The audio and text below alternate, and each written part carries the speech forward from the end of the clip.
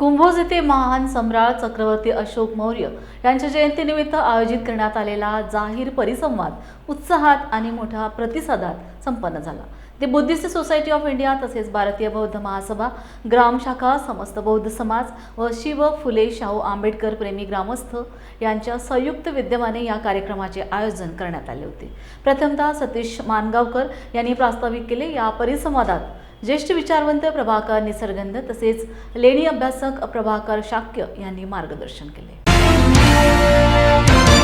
आज कुंभोज तालुका हातकणंगले जिल्हा कोल्हापूर येथे सम्राट अशोकांची जयंती साजरी केली। खरं तर ह्या देशामध्ये सम्राट अशोकाचं जसं राज्य होतं तसं राज्य यावं अशी जनतेची अपेक्षा होती, पण तसं काय राज्य केंद्रात आणि राज्यात दिसत नाही। हे मग बुद्ध असतील, छत्रपती शिवाजी महाराज असतील, सम्राट अशोक असतील किंवा छत्रपती शाहू महाराज असतील, हे या देशामध्ये राजे होऊन गेले। त्या राजांनी जनतेचा विचार करून, त्यांच्या सुखदुःखाचा विचार करून राज्यकारभार केलेला होता। त्याच्यामध्ये शेतकऱ्यांचा त्यांनी विचार केला, शेतकऱ्यांच्या सुखदुःखाचा विचार केला, दलितांचा विचार केला, सर्वसामान्यांचा विचार केला, त्याची साधनं उपलब्ध करून दिली, सुविधा उपलब्ध केल्या, असे राजे होऊन गेले। त्या राजाच्या राज्यकारभारासारखा राज्यकारभार व्हावा असं डॉक्टर बाबासाहेबांचं स्वप्न होतं। म्हणून बाबासाहेबांनी या देशाला सर्वसमावेशक अशी घटना दिली। पण त्या घटनेच्या आधारे जे आता सध्या केंद्रात आणि राज्यात आहेत ते शेतकऱ्यांच्या विरोधात काम करतायत, दलितांच्या विरोधात काम करतायत, आरक्षणाच्या विरोधात काम करतात, हे असं एकंदरीत चित्र दिसतंय। महिलांच्या विरोधात ते काम करतात असं एकंदरीत चित्र दिसतंय। आणि एकाच जातीसाठी, ब्राह्मण्य व्यवस्थेसाठी, खरं तर हिंदू धर्म धर्मच नाही असं मी बोलत असताना आता त्यांनी सनातन धर्म काढलेला आहे। आणि सनातन धर्माची घटना मनुस्मृतीचं समर्थन सुरू आहे। काय तर हे बीजेपीची पिलावर, संघाची पिलावर नीले कबूतर संपवणार अशी भाषा करू लागलेत, घटना संपवण्याची भाषा करू लागलेत। पण बाबासाहेबांच्या अनुयायी एवढे लेचेपेची नाहीत। ज्या अनुयायांनी, बाबासाहेबांच्या अनुयायांनी बुद्ध स्वीकारलाय, सम्राट अशोक स्वीकारलाय, शाहू महाराज स्वीकारलाय, फुले स्वीकारलेत, ते लढणारा समाज आहे। फक्त आम्हाला शांतता नको आहे, शांतता असावी म्हणून आम्ही शांत आहोत, पण आम्हाला आमचं अस्तित्व निर्माण करून देणार बाबासाहेबांनी जी घटना आली त्या घटनेला जर हात घातला तर बुद्धानं सांगितलंय की घरात जर एखादा घुसून मारू लागला तर हात वर करू नका। म्हणजे स्वसंरक्षणासाठी एखादं काय कोणाचं काय घडलं तर त्याच्यामध्ये तो काय गुन्हा होत नाही। आणि म्हणून अन्याय सहन करणं सुद्धा गुन्हा आहे, याचं भान इथल्या जातीवाद्यांना असलं पाहिजे।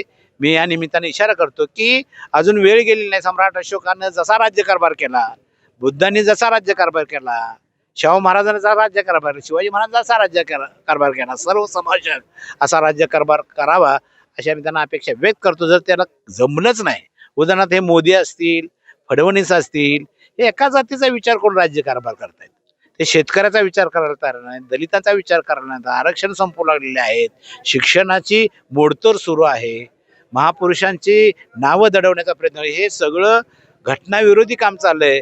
अशा घटनाविरोधी व्यक्तींना किंवा त्या राज्यांना समाजानं ओळखावं म्हणून अशा पद्धतीच्या जयंती आम्ही साजरी करतो। आज अतिशय चांगल्या पद्धतीने जयंती कुंभोजमध्ये झाली। मी सर्व आपल्या भारतीयांना ह्या निमित्तानं शुभेच्छा देतो आणि माझे 2 शब्द मी पुरे करतो। सर्वांना सविनय जय भीम। आज भारतीय बौद्ध महासभा जिल्हा शाखा कोल्हापूर उत्तरच्या वतीनं आणि हातकणंगले तालुक्याच्या माध्यमातून कुंभोज तालुका हातकणंगले येथे आपण विश्वसम्राट अशोक यांची जयंतीचा कार्यक्रम या ठिकाणी आयोजित केला होता।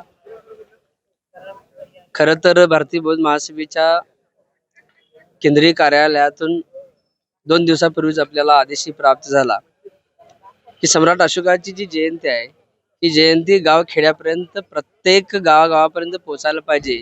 आणि त्यासाठी खास करून कोल्हापूर जिल्ह्यामध्ये सुद्धा आपण आजपासून, म्हणजे आज 26 मार्च पासून सम्राट अशोकाची जयंती ते जवळजवळ 12 एप्रिल पर्यंत संपूर्ण कोल्हापूर जिल्ह्यामध्ये, प्रत्येक तालुक्यामध्ये, प्रत्येक गावामध्ये आपण साजरा करण्यासाठी या ठिकाणी प्रयत्न करत आहोत। त्याचा उद्घाटकीय सत्र म्हणून आज या ठिकाणी कुंभोजमध्ये सम्राट अशोक जयंती चा प्रबोधनाचा कार्यक्रम आणि परिसंवादाचा कार्यक्रम या ठिकाणी आपण आयोजित केला होता. जो सम्राट अशोक ज्याच्या अनेक प्रतीक हे भारतानं प्रतीक म्हणून स्वीकारलेले आहेत. मग त्यामध्ये आपण पाहतो की आपल्या तिरंग्यावरती सम्राट अशोकाचं असलेलं अशोक चक्र, 3 सिंहाचं जे प्रतीक आहे ते 3 सिंहाचं प्रतीक आपण बघतो. अनेक पैशावरती सुद्धा सम्राट अशोकानं बांधलेला सांचीचा स्तूप आजही आपल्या 200च्या नोटवर आपल्याला पाहायला मिळतो किंवा अनेक नोटावरती आपल्याला पाहायला मिळतो. एवढंच नव्हे तर सम्राट अशोकाच्या नावावरती या देशामध्ये जे सैनिक, ज्या अनेक सैनिकांनी अत्यंत चांगल्या पद्धतीची युद्धामध्ये कामगिरी केलेली आहे, तर त्याच्यासाठी शौर्य पुरस्कार जो दिला जातो तो सुद्धा सम्राट अशोकाच्या नावावरती दिला जातो, सम्राट अशोक चक्र. म्हणजे एवढं सर्व प्रतीक जे आहेत या प्रतीक भारताने स्वीकारलेले आहेत. एवढंच नव्हे तर सम्राट अशोकाचं जे ब्रीदवाक्य होतं सत्यमेव जयते हे सुद्धा भारताने स्वीकारलं असेल, तर आज सम्राट अशोक ज्या पद्धतीनं गावागावापर्यंत पोहोचायला पाहिजे होते खऱ्या अर्थानं ती या व्यवस्थेनं पोहोचू दिलेली नाहीत. आणि म्हणून भारतीय बौद्ध महासभेनं या ठिकाणी सर्व शिव फुले आंबेडकर प्रेमींच्या माध्यमातून आम्ही सर्वांनी ठरवलेलं आहे की सम्राट अशोक जे आहे त्या प्रत्येक गावागावामध्ये, गावखेड्यापर्यंत पोहोचवणं आणि खऱ्या अर्थानं या भारताचा जो भाग्यविधाता आहे तो भाग्यविधाता जगासमोर आणणं, एवढं काम जे आहे हे काम आपण या ठिकाणी आपण करणार आहोत. आणि सम्राट अशोकाची जयंती इथून पुढे सर्वच क्षेत्रामध्ये किंवा सर्वच गावामध्ये आपण या ठिकाणी करण्याचा प्रयत्न करत आहोत. आणि त्याच प्रकारे भारतीय बौद्ध महासभेनं एक आदेशही आम्हाला या ठिकाणी दिलेला आहे की ज्या वेळेला बौद्ध विधी आपण करत असतो तर त्या वेळेला बौद्धाचार्यांनी ज्या पद्धतीनं बाबासाहेब बुद्धांच्या मूर्त्या आपण ठेवत असतो किंवा त्यांचे फोटो लावत असतो प्रत्येक कार्यक्रमामध्ये, तर त्याचबरोबर 3रा फोटो इथून आजपासून लागेल आणि तो मध्ये सम्राट अशोकाची मूर्ती असेल किंवा त्याचं फोटो असेल. तर असा ऐतिहासिक निर्णय सुद्धा या ठिकाणी भारतीय बौद्ध महासभेच्या केंद्रीय कार्यालयाकडून या ठिकाणी भीमराव आंबेडकर साहेबांच्या माध्यमातून आपल्याला आदेश दिलेला आहे. तर या आदेशाचं सुद्धा या ठिकाणी पालन करून सम्राट अशोक जे आहेत हे लोकांच्या पर्यंत पोहोचण्यासाठी आम्ही सज्ज आहोत एवढंच या ठिकाणी सांगतो. आणि तुमचेही या ठिकाणी धन्यवाद आपल्याला देतो आणि सम्राट अशोक जयंतीच्या सर्व भारतीयांना शुभेच्छा देतो. धन्यवाद. जय भीम, नमो बुद्धाय. आज या ठिकाणी कुंभोज या ठिकाणी सम्राट अशोकांची जयंतीच्या उद्घाटनाच्या प्रसंगी या ठिकाणी आदरणीय प्राध्यापक सुकुमार कांबळे हे उपस्थित राहून आज या ठिकाणी सम्राट अशोकांचं कार्य समाजापर्यंत पोहोचवण्याच्या माध्यमातून या ठिकाणी कुंभोज या गावापासून आम्ही सुरुवात करत आहोत. कारण जे सम्राट अशोकाचं महान कार्य या ठिकाणी समाजापर्यंत पोहोचवणं गरजेचं आहे. आणि त्यांनी जे केलेलं बौद्ध धर्माचा स्वीकार आणि बौद्ध धर्माचा मार्ग आपणाला दाखवलेला आहे, त्या मार्गानुसार आपण सर्वांनी त्या ठिकाणी मार्गाक्रमण केलं पाहिजे. या दृष्टिकोनातून सम्राट अशोकाचं जे कार्य आहे ते संपूर्ण आपणाला समाजापर्यंत पोहोचवण्याचं माध्यमातून या ठिकाणी आपण त्यांची जयंती या ठिकाणी कुंभोज या ठिकाणी आपण साजरी करून त्यांचं कार्य पोहोचवण्याचं काम अतिशय चांगल्या प्रकारे करत आहोत. आणि सर्वांनी या जयंतीच्या निमित्तानं सर्वांना मी हार्दिक शुभेच्छा व्यक्त करतो आणि या ठिकाणी थांबतो. जय भीम.